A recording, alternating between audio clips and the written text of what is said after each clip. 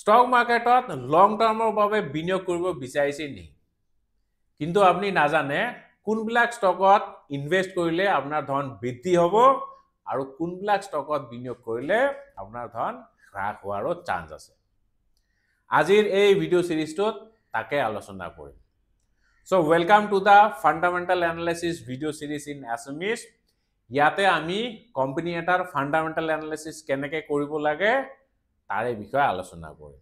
পুৰা একদম বেসিকৰ পৰা অলপমান এডভান্স লেভেল লৈকে আলোচনা কৰিম। একচুয়ালি টপিকটো অলপমান দীঘলীয়া হয়, গতিকে মই এটা ভিডিঅ' সিৰিজে বনাই আছো। তো ভিডিঅ' সিৰিজটোত আমি পুৰা ডিটেইলছ যিমান পাৰো সিমানখিনি কভাৰ কৰিবলৈ চেষ্টা কৰিম। So friends, মোৰ নাম doctor Rajiv LB Roy. So welcome to the channel Updex Assamese by Dr. Rajiv LB. ইয়াতে আমি স্টক মাৰ্কেটৰ ওপৰতে ভিডিঅ' বনাও, mainly trading, investment, mutual fund. যদি শিকিব বিচাৰিছে সাবস্ক্ৰাইব কৰি দিব আৰু লগতে বেল আইকনটো দবাই দিব। আচ্ছা বলক তেতিয়াহ'লে আমি ফান্ডামেন্টাল এনালাইসিস কি হয় তাৰে বিষয়ে আলোচনা কৰোঁ। চাওক, আপুনি যেতিয়া কোম্পানী এটাত বিনিয়োগ কৰিব ন, আপুনি কি চাই পেলাই বিনিয়োগ কৰে? জেনাৰেলি আপুনি যদি এতিয়া বিনিয়োগ কৰি আছে কি চাই পেলাই বিনিয়োগ কৰিছে? হয়তো আপুনি প্ৰাইচটো চাইছে, সস্তা ষ্টক চাইছে, 10 টকা 12 টকা 20 টকীয়া ষ্টক, ভাবিছে যে যদি এইটো ষ্টক কিনো তেতিয়াহ'লে ফিউচাৰত গৈ পেলাই ইয়াৰ প্ৰাইচ বহুত বেছি বৃদ্ধি হ'ব পাৰে, নহয়নে?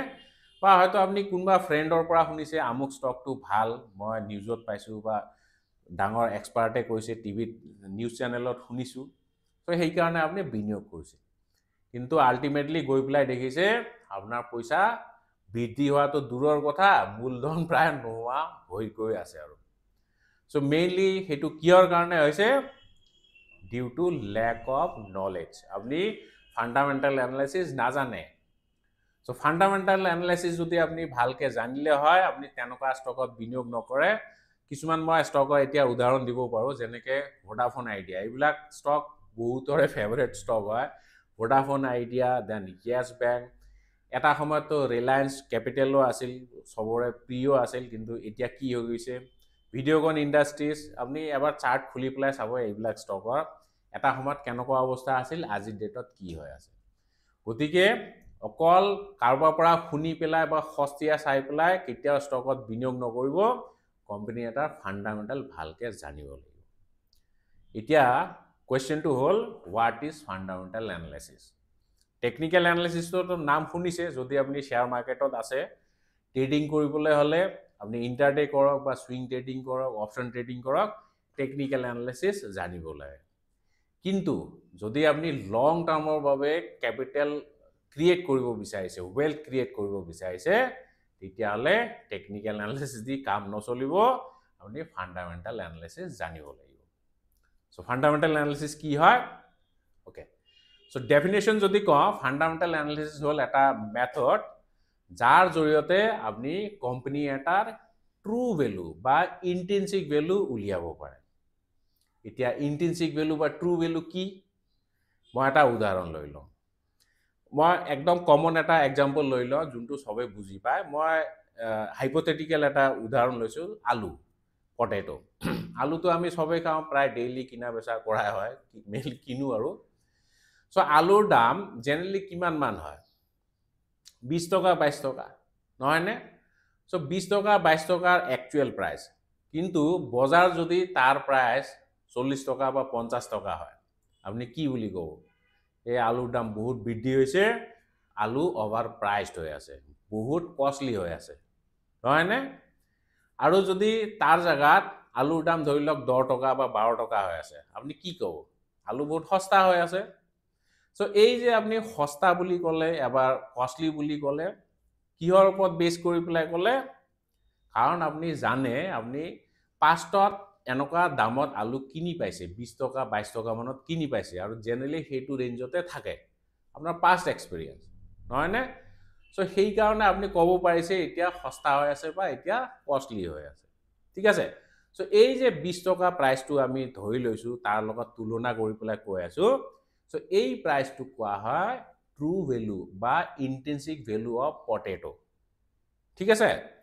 যদি সস্তা হৈ আছে আপুনি বেছিকৈ কিনিব বিচাৰিব, যদি কষ্টলি হৈ আছে আপুনি এভয়েড কৰিব বা অলপ কমকে কিনিব ঠিক আছে সো ঠিক তেনেকুৱা ষ্টক মাৰ্কেটতো তেনেকে আপুনি শেয়াৰ বিলাক চাব লাগিব কোম্পানী শেয়াৰ কোম্পানী এতিয়া আলুৰ নিচিনাটো নহয় আপুনি ডেইলি কিনা বেচা নকৰে গতিকে এই ট্ৰু ভ্যালু ইন্ট্ৰিনসিক ভ্যালুটো কেনেকৈ গম পাব with the help of fundamental analysis ঠিক আছে সো সেই কাৰণে আমি এই ভিডিও সিৰিজটো পুৰা ফান্ডামেন্টাল এনালাইসিস ভালকে শিকিম একদম বেসিকৰ পৰা শিকিম যাতে আপোনালোকে ভালকে বুজি পায় ঠিক আছে সো মেইনলি ফান্ডামেন্টাল এনালাইসিস হল দুই ধৰণৰ এটা হল কোয়ান্টিটেটিভ এনালাইসিস আৰু এটা হল কোয়ালিটেটিভ এনালাইসিস এতিয়া কোয়ান্টিটেটিভ বা কোয়ালিটেটিভ এনালাইসিস কি হয় কোয়ালিটেটিভ এনালাইসিস মানে যত আমি কোম্পানীৰ কোয়ালিটিটো মেজাৰ কৰো ঠিক আছে এতিয়া কোম্পানীৰ কোয়ালিটি মেজাৰ কৰা মানে কোম্পানীৰ ম্যানেজমেন্ট কেনেকুৱা ম্যানেজমেন্ট এনালাইসিস বুলি কয় ম্যানেজমেন্ট ধৰি লওক এমডি কেনেকুৱা বা কোম্পানীৰ সিইও কেনেকুৱা সিএফও কেনেকুৱা তেওঁলোকৰ আমি ক্যাৰেক্টাৰটো চাওঁ বা তেওঁলোকৰ আমি ভিজন কেনেকুৱা হেতু চাওঁ সো যদি কোম্পানীৰ মালিক ফ্ৰড হয় তেতিয়াহলে আমি তেনেকুৱা ধৰণৰ কোম্পানী এভয়েড কৰিম ঠিক আছে এটো হল ম্যানেজমেন্ট এনালাইসিস অকল মই মালিকৰ কথাই কোৱা নাই মানে যোনবিলাক হায়াৰ পজিশনত আছে ঠিক আছে MD CEO CFO chief financial officer তেওঁলোকক আমি এনালাইসিস কৰো ঠিক আছে যদি তেওঁলোকৰ ক্যাৰেক্টাৰ বা ভিজনাৰী লিডাৰ হয় তেতিয়াহলে কোম্পানী ভাল চলিব যদি ফ্ৰড হয় মাইন্ডত কিবা ঘোটালা আছে তেতিয়াহলে কোম্পানী বেয়া চলিব সো তেনেকুৱা কোম্পানী এভয়েড কৰিব লাগিব সো এটো হল ম্যানেজমেন্ট এনালাইসিস তাৰ পিছত আমি ইন্ডাষ্ট্ৰি এনালাইসিস কৰো কোম্পানীটো ইন্ডাষ্ট্ৰিৰ লগত কিমান মানে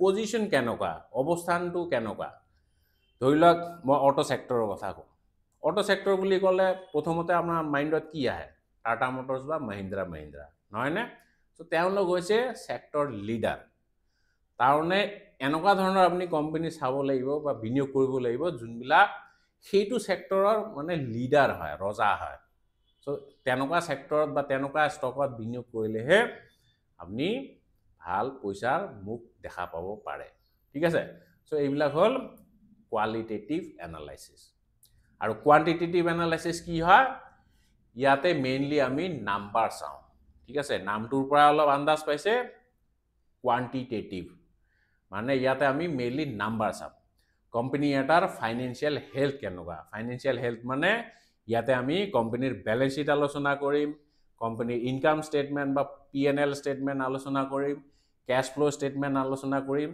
কোম্পানীটো ওভাৰ ভ্যালুড হৈ আছে নে সস্তা হৈ আছে হেতুৰ কাৰণে কিছুমান ৰেশিও আছে যেনেকৈ পি ৰেশিও পিবি ৰেশিও দেন কোম্পানীটো ইনভেস্ট কৰাটো ৰিস্কি হয় নে কি সেফ তাৰ কাৰণে কিছুমান ৰেশিও আছে যেনেকৈ ডি ৰেশিও আছে দেন কাৰেন্ট ৰেশিও আছে সো সেইবিলাক আমি আলোচনা কৰিম সো এই সকলোবোৰ এনালাইসিস কৰাৰ পিছত আপুনি গম পাব যে কোম্পানীটোত বিনিয়োগ কৰিলে এতিয়া আৰু ফাৰ্দাৰ ওপৰলৈ যাব পাৰে নে প্ৰাইসটো তললৈ যাব পাৰে ঠিক আছে যদি ইন্ট্ৰিনসিক ভ্যালু মাৰ্কেট ভ্যালুতকে কম হৈ আছে তাৰমানে মাৰ্কেট প্ৰাইস বেছি হৈ আছে তাৰমানে কোম্পানীটো ওভাৰ ভ্যালুড হৈ আছে সো তেনেকুৱা কোম্পানীত আমি বিনিয়োগ নকৰো আৰু যদি দেখিছে ইন্ট্ৰিনসিক ভ্যালুটো মাৰ্কেট ভ্যালুতকে বেছি হৈ আছে তাৰমানে কোম্পানীটো সস্তা হৈ আছে সো তেনেকুৱা ষ্টকত বিনিয়োগ কৰিলে আপোনাৰ পইচা বৃদ্ধি হোৱাৰ চান্স আছে ঠিক আছে সো এই ভিডিও সিৰিজত আমি এইবিলাক কথা আলোচনা কৰিম